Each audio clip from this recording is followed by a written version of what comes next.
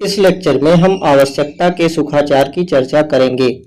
आवश्यकता के सुखाचार से तात्पर्य ऐसे सुखाचार से है जो अधिष्ठायी संपत्ति के उपयोग के लिए नितांत आवश्यक हो, जिसके अभाव में अधिष्ठायी स्वामी अधिष्ठायी संपत्ति के उपयोग से पूर्णतः वंचित हो जाएगा।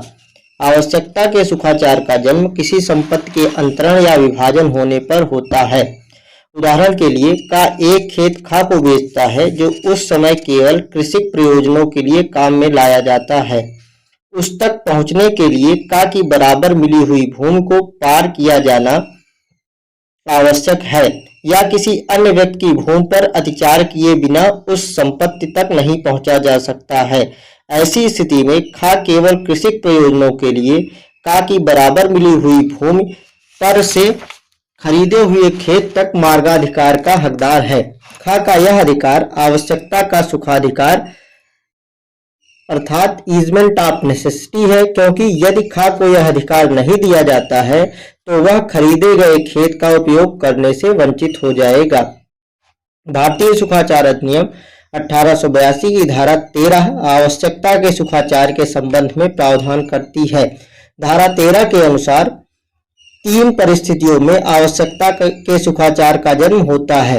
पहली स्थिति, जब एक व्यक्ति दूसरे व्यक्ति को अस्थावर संपत्ति का अंतरण करता है या वसीयत करता है, तो यदि अंतरण या वसीयत की विषय वस्तु का उपयोग करने के लिए अंतरक या वसीयतकर्ता की अन्य संपत्ति में सुखाचार आवश्यक है, तो अंतरिती या वसीयतदार ऐसे सुखाचार का हकदार होगा।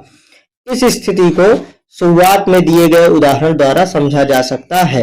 दूसरी स्थिति, यदि एक व्यक्ति अपनी एक से अधिक संपत्तियों में से कोई एक संपत्ति किसी दूसरे व्यक्ति को अंतरित करता है या वसीयत करता है और अंतरक या वसीयतकर्ता की अन्य स्थावर संपत्ति का उपभोग करने के लिए अंतरित की गई या वसीयत की गई संपत्ति में सुखाचार आवश्यक है, तो अंतरक या वसीयतकर्ता का विधिक प्रतिनिधि ऐसे सुखाचार का हकदार होगा। उदाहरण के लिए का के पास 2 खेत हैं, वह उनमें से एक खेत खा को बेच देता है और का अपने दूसरे खेत में, जो कि उसने अपने पास ही रखा है, खा को बेचे गए खेत को पार किए बिना नहीं पहुंच सकता है, तो वह खा के उस खेत पर से अपने पास रखे गए खेत तक मार्गाधिकार का हकदार है। तीसरी स्थिति, यदि अनेक व्यक्तियों की संयुक्त संपत्ति का विभाजन होने के पश्चात किसी हिस्सेदार को अपनी संपत्ति का उपयोग करने के लिए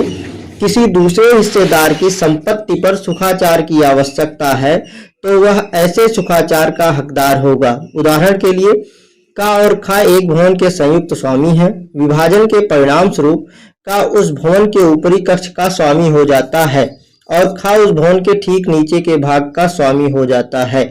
का खा के भाग से इतने ऊर्ध्व सहारे का हकदार है जितना ऊपरी कक्ष की सुरक्षा के लिए आवश्यक है।